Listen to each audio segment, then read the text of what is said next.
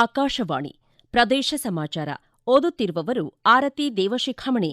ಮುಖ್ಯಾಂಶಗಳು: ಜ್ಞಾನ, ಪರಿಶ್ರಮ, ಕೌಶಲಗಳನ್ನು ಹೆಚ್ಚಿಸಿಕೊಳ್ಳುವಂತೆ ರಾಜ್ಯಪಾಲ ಥಾವರ್ಚಂದ್ ಗೆಹ್ಲೋಟ್ ವಿದ್ಯಾರ್ಥಿಗಳಿಗೆ ಕರೆ. ಅಂತಾರಾಷ್ಟ್ರೀಯ ಕೃಷಿ ತಂತ್ರಜ್ಞಾನ ಸಮಾವೇಶಕ್ಕೆ ಬೆಂಗಳೂರಿನಲ್ಲಿ ಇಂದು ಚಾಲನೆ. ಹೆಚ್ಚುತ್ತಿರುವ ತಾಪಮಾನ, ಉಡುಪಿ, ದಕ್ಷಿಣ ಕನ್ನಡ ಹಾಗೂ ಉತ್ತರ ಕನ್ನಡ ಜಿಲ್ಲೆಗಳಿಗೆ ಯೆಲ್ಲೋ ಅಲರ್ಟ್. ತುಮಕೂರಿನಲ್ಲಿ ಇಂದು ರಾಷ್ಟ್ರೀಯ ಅಥ್ಲೆಟಿಕ್ಸ್ ಸ್ಪರ್ಧೆ ಆರಂಭ. 1059 ಅಥ್ಲೀಟ್ಗಳು ಭಾಗಿ. ಈಗ ವಾರ್ತೆಗಳ ವಿವರ. ಪ್ರಸ್ತುತ ಭಾರತವು ವಿಶ್ವದಲ್ಲಿ ಉದಯೋನ್ಮುಖ ಶಕ್ತಿಯಾಗಿ ಹೊರಹೊಮ್ಮುತ್ತಿದೆ. ದೇಶವನ್ನು ಪ್ರಗತಿ ಪಥದತ್ತ ಕೊಂಡೊಯ್ಯುತ್ತಿರುವ ಇಂದಿನ ಯುವ ಜನತೆ ರಾಷ್ಟ್ರದ ಭವಿಷ್ಯದ ಶಿಲ್ಪಿಗಳು ಎಂದು ರಾಜ್ಯಪಾಲ ಥಾವರ್ಚಂದ್ ಗೆಹ್ಲೋಟ್ ಹೇಳಿದ್ದಾರೆ. ಧಾರವಾಡದ ಕರ್ನಾಟಕ ವಿಶ್ವವಿದ್ಯಾಲಯದ 75ನೇ ಘಟಿಕೋತ್ಸವದ ಅಧ್ಯಕ್ಷತೆ ವಹಿಸಿ ಮಾತನಾಡಿದ ಅವರು, ತ್ವರಿತ ಬದಲಾವಣೆ, ತಂತ್ರಜ್ಞಾನ, ನಾವೀನ್ಯತೆ ಮತ್ತು ಜಾಗತಿಕ ಸ್ಪರ್ಧೆಯ ಯುಗ ಇದಾಗಿದೆ. ಕೃತಕ ಬುದ್ಧಿಮತ್ತೆ, ದತ್ತಾಂಶ ವಿಜ್ಞಾನ, ಜೈವಿಕ ತಂತ್ರಜ್ಞಾನ, ಹಸಿರು ಶಕ್ತಿ, ಸೈಬರ್ ಭದ್ರತೆ ಮತ್ತು ಡಿಜಿಟಲ್ ನಾವೀನ್ಯತೆ ಮುಂತಾದ ಕ್ಷೇತ್ರಗಳಲ್ಲಿ ಹೊಸ ಅವಕಾಶಗಳು ನಿರಂತರವಾಗಿ ಹೊರಹೊಮ್ಮುತ್ತಿವೆ. ನಿರಂತರವಾಗಿ ಬದಲಾಗುತ್ತಿರುವ ಈ ಸ್ಪರ್ಧಾತ್ಮಕ ಯುಗದಲ್ಲಿ ಸತತ ಕಲಿಕೆ, ಜ್ಞಾನ ಮತ್ತು ಕೌಶಲಗಳನ್ನು ನವೀಕರಿಸುವುದು ಇಂದಿನ ಅಗತ್ಯವಾಗಿದೆ ಎಂದರು. ಎಂಎಸ್ಸಿ ಗಣಿತಶಾಸ್ತ್ರ ಸ್ನಾತಕೋತ್ತರ ಅಧ್ಯಯನ ವಿಭಾಗದಲ್ಲಿ ಅತಿ ಹೆಚ್ಚು ಅಂಕ ಪಡೆದ ಸಿಂಧು ಸುರೇವಾನ್ 10 ಚಿನ್ನದ ಪದಕಗಳನ್ನು ಪಡೆದಿದ್ದು, ಉಪನ್ಯಾಸಕಿಯಾಗುವ ಇಚ್ಛೆ ವ್ಯಕ್ತಪಡಿಸಿದ್ದಾರೆ. ಎಂಎಸ್ಸಿ ಮ್ಯಾಥಮೆಟಿಕ್ಸ್ ಮಾಡ್ಬೇಕನ್ನೋದು ನನಗೆ ಭಾಳ ಇಷ್ಟ ಇತ್ತು. ಡಿಗ್ರಿ ಮತ್ತು PU ರಾಮದುರ್ಗದಾಗ ಗೌರ್ಮೆಂಟ್ ಕಾಲೇಜ್ನಾಗ ಆಗೈತಿ. ಅಲ್ಲೂ ಎಲ್ಲರೂ ಪ್ರೊಫೆಸರ್ಸ್, ಲೆಕ್ಚರರ್ಸ್ ಎಲ್ಲ ಭಾಳ ಸಪೋರ್ಟಿವ್ ಇದ್ರ. KOD ಒಳಗೂ ಎಲ್ಲಾ ಸರ್ಸು ಭಾಳ ಸಪೋರ್ಟಿವ್ ಇದ್ರ. ಪೇರೆಂಟ್ಸ್ನು ಭಾಳ ಸಪೋರ್ಟಿವ್ ಇದ್ರ. ಸೊ ಅವರಿಂದ ನಾ 10 ಗೋಲ್ಡ್ ಮೆಡಲ್ಸ್ ತಗೊಂಡೇನಿ. Dream come true moment, proud feel ಆಗತೈತಿ. ಟೀಚಿಂಗ್ ಫೀಲ್ಡ್ ಹೋಗ್ಬೇಕನ್ನೋ ಇಂಟ್ರೆಸ್ಟ್ ಇತ್ತು. ಈ ಲೆಕ್ಚರರ್ ಆಗಿ ವರ್ಕ್ ಮಾಡಿದ್ದೆ ಈಗ 1 ಇಯರ್. ನೆಕ್ಸ್ಟ್ ಅದನ್ನೇ ಕಂಟಿನ್ಯೂ ಮಾಡ್ಬೇಕಂತ ಅನ್ಕೊಂಡೆ. ಸ್ನಾತಕೋತ್ತರ ಸಮೂಹ ಸಂವಹನ ಹಾಗೂ ಪತ್ರಿಕೋದ್ಯಮ ಅಧ್ಯಯನ ವಿಭಾಗದ ಆದಿತ್ಯ ಯಲಿಗಾರ್ 9 ಚಿನ್ನದ ಪದಕ ಪಡೆದಿದ್ದು, ತಮ್ಮ ಅನಿಸಿಕೆ ಹಂಚಿಕೊಂಡಿದ್ದಾರೆ. ಕಷ್ಟಪಟ್ಟು ಓದಿದ್ದಕ್ಕೂ ಅಥವಾ ನಾನು ಪ್ರಾಕ್ಟಿಕಲ್ ಆಗಿ ಇನ್ವಾಲ್ವ್ ಆಗ್ತಿದ್ದೆ. ಜರ್ನಲಿಸಮ್ ಯಾವತ್ತೂ ಇಷ್ಟಪಟ್ಟು ಓದಿದ್ದೀನಿ. ಈಗ ಸದ್ಯಕ್ಕೆ ಬೆಳಗಾವಿ ರಾಣಿ ಯೂನಿವರ್ಸಿಟಿಯಲ್ಲಿ ಟೀಚಿಂಗ್ ಅಸಿಸ್ಟೆಂಟ್ ಆಗಿ ವರ್ಕ್ ಮಾಡ್ತಾ ಇದ್ದೀನಿ. ಇಂದಿನಿಂದ 3 ದಿನಗಳ ಕಾಲ ಬೆಂಗಳೂರಿನ ಅರಮನೆ ಮೈದಾನ ತ್ರಿಪುರ ವಾಸಿನಿಯಲ್ಲಿ ಅಂತಾರಾಷ್ಟ್ರೀಯ ಕೃಷಿ ತಂತ್ರಜ್ಞಾನ ಶೃಂಗಸಭೆ ಕಾರ್ಯಕ್ರಮ ಆಯೋಜಿಸಲಾಗಿದ್ದು, ಮುಖ್ಯಮಂತ್ರಿ ಸಿದ್ದರಾಮಯ್ಯ ಉದ್ಘಾಟಿಸಲಿದ್ದಾರೆ ಎಂದು ಎಫ್ಕೆಸಿಸಿಐ ಅಧ್ಯಕ್ಷರಾದ ಉಮ್ಮಾರೆಡ್ಡಿ ತಿಳಿಸಿದ್ದಾರೆ. ಈ ಕುರಿತು ಸುದ್ದಿಗಾರರಿಗೆ ಮಾಹಿತಿ ನೀಡಿದ ಅವರು, ಈ ಶೃಂಗಸಭೆಯಲ್ಲಿ ಅನೇಕ ತಾಂತ್ರಿಕ ಅಧಿವೇಶನಗಳು ನಡೆಯಲಿವೆ. ಜ್ಞಾನ ಹಂಚಿಕೆ ಮತ್ತು ವ್ಯವಹಾರ ಕೇಂದ್ರೀಕೃತ ಚಟುವಟಿಕೆಗಳನ್ನು ಒಳಗೊಂಡಿರುತ್ತವೆ.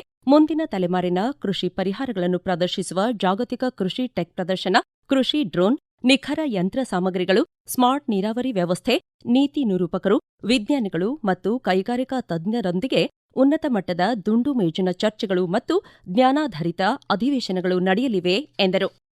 ಪ್ರಸಕ್ತ ವರ್ಷ ಬೇಸಿಗೆ ತೀವ್ರವಾಗಿದ್ದು, ಈಗಾಗಲೇ ರಾಮನಗರ ಜಿಲ್ಲೆಯ ಕೆಲವು ಗ್ರಾಮಗಳಲ್ಲಿ ಕುಡಿಯುವ ನೀರಿನ ಸಮಸ್ಯೆ ಕಂಡುಬಂದಿದೆ. ಮುಂಬರುವ ದಿನಗಳಲ್ಲಿ ನೀರಿನ ಸಮಸ್ಯೆ ಮತ್ತಷ್ಟು ಎದುರಾಗುವ ಸಂಭವವಿರುವುದರಿಂದ ಗ್ರಾಮೀಣ ಕುಡಿಯುವ ನೀರು ಮತ್ತು ನೈರ್ಮಲ್ಯ ಇಲಾಖೆ ಅಧಿಕಾರಿಗಳು ಕುಡಿಯುವ ನೀರಿನ ಸಮಸ್ಯೆ ತಲೆದೋರದಂತೆ ಅಗತ್ಯ ಕ್ರಮ ವಹಿಸುವಂತೆ ಸಾರಿಗೆ ಮತ್ತು ಮುಜರಾಯಿ ಖಾತೆ ಸಚಿವ ರಾಮಲಿಂಗಾರೆಡ್ಡಿ ಕಟ್ಟುನಿಟ್ಟಿನ ಸೂಚನೆ ನೀಡಿದ್ದಾರೆ. ರಾಮನಗರದ ಜಿಲ್ಲಾ ಪಂಚಾಯತ್ ಸಭಾಂಗಣದಲ್ಲಿ ನಡೆದ ಪ್ರಗತಿ ಪರಿಶೀಲನಾ ಸಭೆಯಲ್ಲಿ ಮಾತನಾಡಿದ ಅವರು, ಜಿಲ್ಲಾಧಿಕಾರಿ ಹಾಗೂ ಜಿಲ್ಲಾ ಪಂಚಾಯತ್ ಮುಖ್ಯ ಕಾರ್ಯನಿರ್ವಹಣಾಧಿಕಾರಿ ಜಿಲ್ಲಾ ಮಟ್ಟದ ಸಭೆ ಕರೆದು ಕುಡಿಯುವ ನೀರಿನ ಸಮಸ್ಯೆಗೆ ಮುಂಜಾಗ್ರತಾ ಕ್ರಮ ವಹಿಸುವಂತೆ ಹಾಗೂ ಸಾರ್ವಜನಿಕರಿಗೆ ಉತ್ತಮ ಆರೋಗ್ಯ ಸೇವೆ ಒದಗಿಸಲು ಎಲ್ಲ ರೀತಿಯ ಕ್ರಮಗಳನ್ನು ವಹಿಸುವಂತೆ ಜಿಲ್ಲಾ ಆರೋಗ್ಯಾಧಿಕಾರಿಗಳಿಗೆ ನಿರ್ದೇಶಿಸಿದರು. ದಕ್ಷಿಣ ಕನ್ನಡ ಜಿಲ್ಲೆಯಲ್ಲಿ ದಿನೇ ದಿನೇ ತಾಪಮಾನ ಏರಿಕೆಯಾಗುತ್ತಿದೆ. ಹವಾಮಾನ ಇಲಾಖೆಯ ಮಾಹಿತಿಯಂತೆ ಮುಂದಿನ 5 ದಿನಗಳ ಕಾಲ ಕರಾವಳಿ ಕರ್ನಾಟಕದ ದಕ್ಷಿಣ ಕನ್ನಡ, ಉಡುಪಿ ಮತ್ತು ಉತ್ತರ ಕನ್ನಡ ಜಿಲ್ಲೆಗಳಲ್ಲಿ ಬಿಸಿ ಮತ್ತು ತೇವಾಂಶ ಪರಿಸ್ಥಿತಿ ಎಂದಿಗಿಂತ ಹೆಚ್ಚಾಗಿರಲಿದೆ. ಈ ಹಿನ್ನೆಲೆಯಲ್ಲಿ ಈ 3 ಜಿಲ್ಲೆಗಳಲ್ಲಿ ಯೆಲ್ಲೋ ಅಲರ್ಟ್ ಘೋಷಿಸಲಾಗಿದೆ.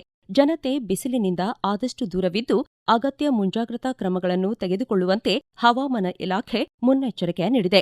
ರಣ ಬಿಸಿಲಿನ ಹೊಡೆತಕ್ಕೆ ಕಾದ ಕಾವಲಿಯಂತಾಗಿದ್ದ ಬೆಳಗಾವಿಯಲ್ಲಿ ನಿನ್ನೆ ಸಂಜೆ ಏಕಾಏಕಿ ಮಳೆ ಅಬ್ಬರಿಸಿದೆ. ಬೆಳಗಾವಿ ನಗರದಲ್ಲಿ ದಿಢೀರ್ ಮಳೆಯಿಂದಾಗಿ ವಾಹನ ಸವಾರರು ಪರದಾಡುವಂತಾಯಿತು. ಸಾರ್ವಜನಿಕರ ಸಂಚಾರ ಕೆಲಕಾಲ ಸ್ಥಗಿತಗೊಂಡಿತ್ತು. ರಾಜ್ಯದ ರೈತರ ಸಮಗ್ರ ಮಾಹಿತಿಯನ್ನು ಒಳಗೊಂಡಿರುವ ಫ್ರೂಟ್ಸ್ ತಂತ್ರಾಂಶದಲ್ಲಿ ನೋಂದಾಯಿತರಾಗಿರುವ ಎಲ್ಲ ರೈತರು KYC ಮಾಡಿಸುವುದು ಹಾಗೂ ಡಿಜಿಟಲ್ ಸಹಮತಿ ನೀಡುವುದನ್ನು ಸರ್ಕಾರ ಕಡ್ಡಾಯಗೊಳಿಸಿದೆ. ಭಾರತ ಸರ್ಕಾರದ ಡಿಜಿಟಲ್ ಅಗ್ರಿ ಮಿಷನ್ ಅಡಿಯಲ್ಲಿ ರಾಜ್ಯ ರೈತ ನೋಂದಣಿ ಸ್ಥಾಪಿಸಲು ಈ ಕ್ರಮ ಕೈಗೊಳ್ಳಲಾಗಿದೆ. ಈ ಕುರಿತು ರಾಜ್ಯ ಸರ್ಕಾರದ ಮುಖ್ಯ ಕಾರ್ಯದರ್ಶಿ ಡಾ ಶಾಲಿನಿ ರಜನೀಶ್ ಸಂಬಂಧಪಟ್ಟ ಎಲ್ಲ ಇಲಾಖೆಗಳಿಗೆ ಮಹತ್ವದ ಸೂಚನೆ ನೀಡಿದ್ದಾರೆ. ಕೇಂದ್ರ ಸರ್ಕಾರದ ಮಾನದಂಡಗಳಂತೆ ರಾಜ್ಯದ ಎಲ್ಲ ಭೂ ಹಿಡುವಳಿದಾರ ರೈತರ ವಿವರಗಳನ್ನು ಒಳಗೊಂಡ ಡಿಜಿಟಲ್ ವ್ಯವಸ್ಥೆಯನ್ನು ಬಲಪಡಿಸುವುದು ಈ ಯೋಜನೆಯ ಗುರಿಯಾಗಿದೆ. ಫ್ರೂಟ್ಸ್ ತಂತ್ರಾಂಶದ ವ್ಯಾಪ್ತಿಗೆ ಬರುವ ಕಂದಾಯ, ಕೃಷಿ, ತೋಟಗಾರಿಕೆ, ರೇಷ್ಮೆ, ಪಶುಸಂಗೋಪನೆ, ಮೀನುಗಾರಿಕೆ ಮತ್ತು ಸಹಕಾರ ಇಲಾಖೆಗಳ ಲಾಗಿನ್ ಮೂಲಕ ಈ ಪ್ರಕ್ರಿಯೆಯನ್ನು ಪೂರ್ಣಗೊಳಿಸಬಹುದು. ಈಗ ಪ್ರಕಟಣೆ, ನಂತರ ಪ್ರದೇಶ ಸಮಾಚಾರ ಮುಂದುವರಿಯುವುದು. ನಮ್ಮ ಎಲ್ಲಾ ರಾಷ್ಟ್ರೀಯ ವಾರ್ತೆಗಳು ಹಾಗೂ ಪ್ರದೇಶ ಸಮಾಚಾರ ಈಗ ಆಕಾಶವಾಣಿ ನ್ಯೂಸ್ ಕನ್ನಡ ಯೂಟ್ಯೂಬ್ ಚಾನೆಲ್ನಲ್ಲಿ ಲಭ್ಯ.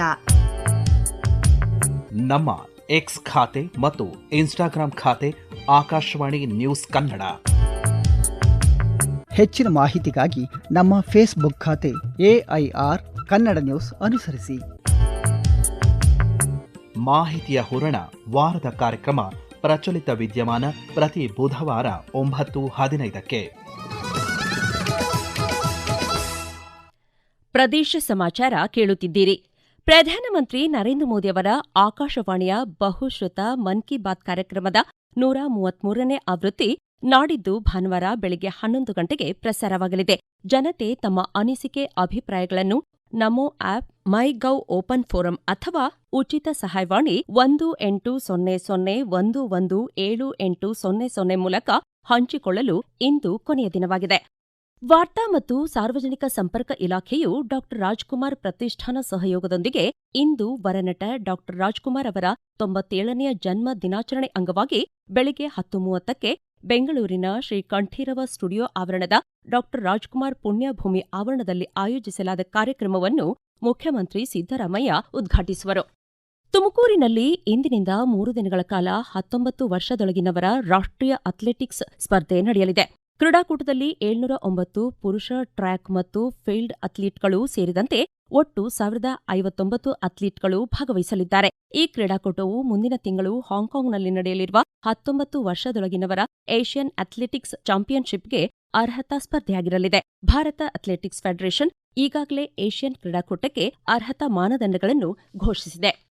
ರಾಜ್ಯದ ವಿವಿಧೆಡೆ ಮಹರ್ಷಿ ಶ್ರೀ ಭಗೀರಥ ಜಯಂತಿಯನ್ನು ಆಚರಿಸಲಾಯಿತು. ಸಮಾಜದ ಅಭಿವೃದ್ಧಿಯಲ್ಲಿ ಶಿಕ್ಷಣದ ಪಾತ್ರ ಮಹತ್ವದ್ದು. ಪೋಷಕರು ತಮ್ಮ ಮಕ್ಕಳನ್ನು ಕಡ್ಡಾಯವಾಗಿ ಶಾಲೆಗೆ ಕಳುಹಿಸಬೇಕು. ಸಮಾಜದ ಯಾವುದೇ ಮಗು ಶಿಕ್ಷಣದಿಂದ ವಂಚಿತವಾಗಬಾರದು ಎಂಬುದು ಸರ್ಕಾರದ ಧ್ಯೇಯವಾಗಿದೆ ಎಂದು ಬಳ್ಳಾರಿ ಮಹಾನಗರ ಪಾಲಿಕೆಯ ಮಹಾಪೌರ ಪಿ. ಗಾದೆಪ್ಪ ಹೇಳಿದ್ದಾರೆ.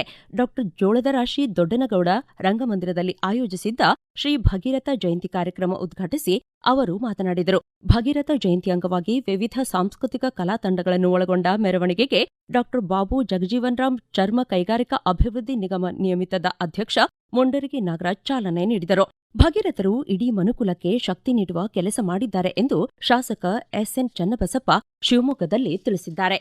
ಜಲವೇ ಜೀವನ ಎಂಬ ತತ್ವಕ್ಕೆ ಸಾಕ್ಷಿಯಾಗಿ ಸಕಲ ಜೀವರಾಶಿಗಳ ಉದ್ಧಾರಕ್ಕಾಗಿ ಗಂಗೆಯನ್ನು ಧರೆಗೆ ತಂದು ಲೋಕ ಕಲ್ಯಾಣಕ್ಕಾಗಿ ಅಸಾಧ್ಯವಾದುದನ್ನು ಸಾಧಿಸಿದ ಮಹಾನ್ ಪುರುಷ ಮಹರ್ಷಿ ಭಗೀರಥರು ಎಂದು ಗದಗ್ ಜಿಲ್ಲಾಧಿಕಾರಿ ಸಿಎನ್ ಶ್ರೀಧರ್ ಹೇಳಿದ್ದಾರೆ. ಬೆಂಗಳೂರು ಗ್ರಾಮಾಂತರ ಅಪರ ಜಿಲ್ಲಾಧಿಕಾರಿ ಸಯೀದಾ ಆಯಿಷ್ ಭಗೀರಥ ಮಹರ್ಷಿಗಳು ನಿರಂತರ ತಪಸ್ಸು ಮಾಡಿ ಗಂಗೆಯನ್ನು ಧರೆಗೆ ಕರೆತರುವಲ್ಲಿ ಯಶಸ್ವಿಯಾದರು. ಅವರ ಆದರ್ಶಗಳನ್ನು ಪಾಲಿಸುವತ್ತ ಇಂದಿನ ಯುವ ಸಮೂಹ ನಿರಂತರ ಓದಿನತ್ತ ಗಮನ ಹರಿಸಿ ಯಶಸ್ವಿ ಸಾಧಕರಾಗಬೇಕು ಎಂದಿದ್ದಾರೆ. ರಾಜನಾಗಿ ಹಾಗೂ ಋಷಿಯಾಗಿರುವ ಭಗೀರಥರ ತಪಸ್ಸು ಹಾಗೂ ಪರಿಶ್ರಮದ ಮನೋಭಾವವನ್ನು ನಮ್ಮ ದುಡಿಮೆ ಮತ್ತು ದಿನನಿತ್ಯದ ಬದುಕಿನಲ್ಲಿ ಅಳವಡಿಸಿಕೊಳ್ಳಬೇಕು ಎಂದು ಕರಾವಳಿ ಅಭಿವೃದ್ಧಿ ಮಂಡಳಿಯ ಅಧ್ಯಕ್ಷ ಎಂಎ ಗಫೂರ್ ಉಡುಪಿಯಲ್ಲಿ ಹೇಳಿದ್ದಾರೆ. ವಿಕಲಚೇತನರ ಸಬಲೀಕರಣಕ್ಕಾಗಿ ಸರ್ಕಾರ ಜಾರಿಗೆ ತಂದಿರುವ ವಿವಿಧ ಯೋಜನೆಗಳು ವಿಳಂಬವಿಲ್ಲದೆ ಪ್ರತಿಯೊಬ್ಬ ಅರ್ಹ ಫಲಾನುಭವಿಗೆ ತಲುಪಬೇಕು. ಈ ನಿಟ್ಟಿನಲ್ಲಿ ಅಧಿಕಾರಿಗಳು ಹೆಚ್ಚಿನ ಜವಾಬ್ದಾರಿಯಿಂದ ಕಾರ್ಯನಿರ್ವಹಿಸಬೇಕು ಎಂದು ವಿಜಯನಗರ ಜಿಲ್ಲಾಧಿಕಾರಿ ಕವಿತಾ ಎಸ್ ಮನ್ನಿಕೇರಿ ತಿಳಿಸಿದ್ದಾರೆ. ಕೊನೆಯಲ್ಲಿ ಮತ್ತೊಮ್ಮೆ ಮುಖ್ಯಾಂಶಗಳು. ಜ್ಞಾನ, ಪರಿಶ್ರಮ, ಕೌಶಲಗಳನ್ನು ಹೆಚ್ಚಿಸಿಕೊಳ್ಳುವಂತೆ ರಾಜ್ಯಪಾಲ ಥಾವರ್ಚಂದ್ ಗೆಹ್ಲೋಟ್ ವಿದ್ಯಾರ್ಥಿಗಳಿಗೆ ಕರೆ. ಅಂತಾರಾಷ್ಟ್ರೀಯ ಕೃಷಿ ತಂತ್ರಜ್ಞಾನ ಸಮಾವೇಶಕ್ಕೆ ಬೆಂಗಳೂರಿನಲ್ಲಿ ಇಂದು ಚಾಲನೆ. ಹೆಚ್ಚುತ್ತಿರುವ ತಾಪಮಾನ ಉಡುಪಿ, ದಕ್ಷಿಣ ಕನ್ನಡ ಹಾಗೂ ಉತ್ತರ ಕನ್ನಡ ಜಿಲ್ಲೆಗಳಿಗೆ ಯೆಲ್ಲೋ ಅಲರ್ಟ್. ತುಮಕೂರಿನಲ್ಲಿ ಇಂದು ರಾಷ್ಟ್ರೀಯ ಅಥ್ಲೆಟಿಕ್ಸ್ ಸ್ಪರ್ಧೆ ಆರಂಭ. 1059 ಅಥ್ಲೀಟ್ಗಳು ಭಾಗಿ. ಇಲ್ಲಿಗೆ ಪ್ರದೇಶ ಸಮಾಚಾರ ಮುಕ್ತಾಯವಾಯಿತು. ನಮ್ಮ ಮುಂದಿನ ರಾಷ್ಟ್ರೀಯ ವಾರ್ತಾ ಪ್ರಸಾರ 7:35 ನಿಮಿಷಕ್ಕೆ.